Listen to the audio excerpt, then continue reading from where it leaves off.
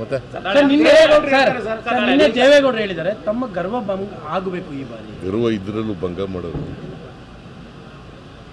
ನನಗೆ ಯಾವ ಗರ್ವನೂ ಇಲ್ಲ.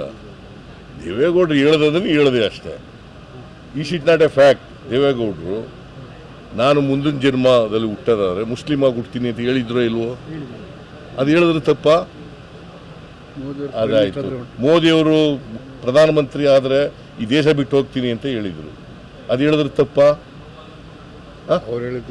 ಆಮೇಲೆ ಈ ಮೋದಿಯವ್ರ ಜೊತೆ ಚೆನ್ನಾಗವ್ರೆ ಅಪ್ಪ, ಅವರೇ ಹೇಳಿರೋದು ಅವಿನಾವ ಭಾವ ಸಂಬಂಧ ಇದೆ ನನಗೂ ಮೋದಿಗೂ. ಅದು ಹಾಗಾದ್ರೆ ಬೇಕಿದ್ದು ಮಾಡಿಸಿ, ಸುಳ್ಳು ಯಾಕೆ ಹೇಳ್ತೀರಿ? ಮುಂದೆ NDA ಬಂದರೆ ಮಾಡಿಸ್ತಾರಂತೆ, ಈಗಲೇ ಮಾಡಿಸ್ಬಿಡಿ. ಚೆನ್ನಾಗಿದ್ದೀರಲ್ಲ ನೀವು.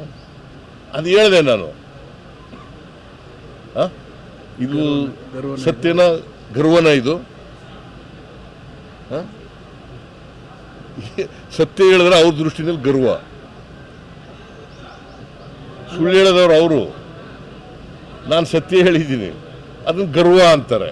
ಏನು ಮಾಡೋದಪ್ಪ? ಗರ್ವ ಅಂದ್ರೂ ಚಿಂತೆಲ್ಲ ಸತ್ಯ ಹೇಳ್ತೀರಾ? ಗರ್ವ ಅಂದ್ರೂ ಚಿಂತೆಲ್ಲ ಸತ್ಯ ಹೇಳ್ತೀರಾ? ನಾನು ಸತ್ಯ ಹೇಳೋದೇ ಗರ್ವ.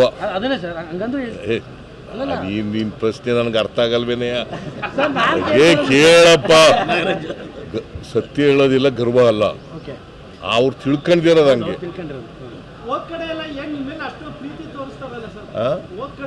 ಬಹಳ ವರ್ಷ ಜೊತೆಲಿ ಇದ್ವಲ್ಲ, ಅದಕ್ಕೆ ಪ್ರೀತಿ.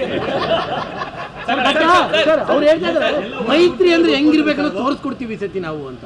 ಮೈತ್ರಿ ಹೋದ್ ಸರಿ ಇನ್ನೂ ತೋರಿಸಿದ್ರಲ್ಲ, JDS ಜೊತೆ ನಮ್ಮ ಜೊತೆ ಅಲಯನ್ಸ್ ಇತ್ತಲ್ಲಪ್ಪ. JDS ಹೋದ್ ಸರಿ ತೋರಿಸ್ನಿಲ್ವಾ?